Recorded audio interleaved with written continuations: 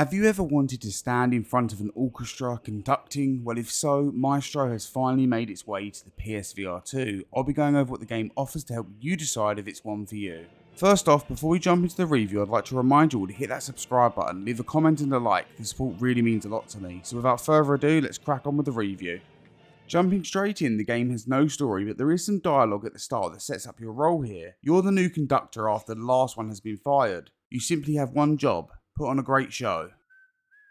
Now for gameplay, it's pretty straightforward. You will select your song from the book and hand this to the maestro himself. Once you've done this, you will be in front of a crowd ready to conduct the orchestra. By simply tapping twice on the podium, it's showtime. Notes will come flying at you and the tutorial will go over absolutely everything in detail. However, I'll quickly cover it. In your right hand you'll have your baton, and this is used to instruct any arrowed notes. For instance, wave the baton in the direction of the arrows. Now if there are two arrows, you will need to use your baton and left hand to do this. While playing, you'll also get notes that you have to raise, and this is done by slowly raising your hand or tilting it up. Again, this can be done in the opposite direction. You will also have to point at certain parts of the orchestra to instruct them to start, and this is done by simply pointing at them. There is also closing notes where you have to close your hand. All of this feels very intuitive and well thought out, so much so you really do get with it and feel like you're conducting an orchestra.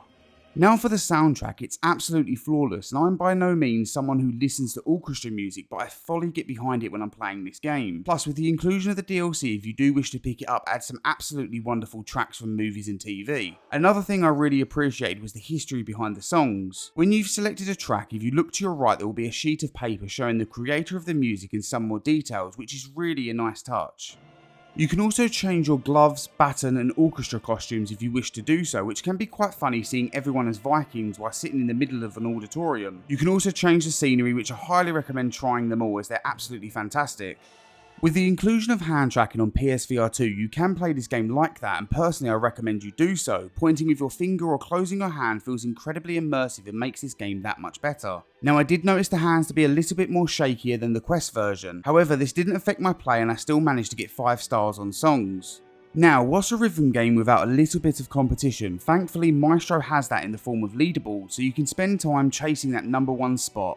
Let's go over the graphics. They're okay, they're nothing to scream and shout about, and personally I feel the resolution could be a bit better. But overall it functions fine and the actual surroundings that you can unlock look wonderful. I'm also happy to say the game ran as intended with no frame drops or crashes. Time for the settings, well there aren't any. Due to you standing on the spot and conducting an orchestra, there is no movement involved other than what you do in real life. I'm also happy to say that you can play this game seated and this is toggled in the menu. Now for what I didn't like. Nothing. This game functions as it intended to do so. The bass tracks are absolutely fine and there is more than enough to jump into straight away. I'm also happy to say that for any trophy hunters out there, this game does have a platinum and it's pretty easy to get. Overall, Maestro sets itself apart from other rhythm games. It takes something so well known and brings it to VR and gives you an incredibly unique experience. Being inside the auditorium and hearing and playing these songs is truly remarkable, and I'm incredibly happy they brought this to the PSVR2 as it's a game everyone needs to experience. So, should you get Maestro? Yes, if you like rhythm games you need this one. However, if rhythm games aren't your thing then I'm not sure this one will change your mind.